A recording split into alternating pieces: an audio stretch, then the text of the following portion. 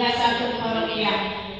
Nga diutan kita maluya kung wala na problema nga mahasol ka nato diha sa atong pagpamalagan. Mahimunta kita ang likod o magbalo tayo kanunay sa atong pag-alagad diha sa tagsa-tagsa nga mga kapilya.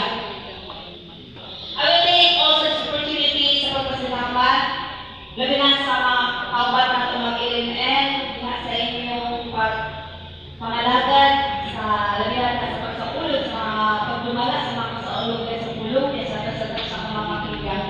Inuman sa mga kakitaw sa diha sa pagtudlog, sa mga pataan, panahon sa Flores de Mayo. Salamat po kayo ninyo. Sulod sa akong termino sa atong pura karong Father. Mga flower girl ni Padre, oh. Congratulations, Padre, sa inyong ika-28 na kasaulugan dahil sa inyong pagkapalit sa 2nd anniversary. O mga panginaot sa dugang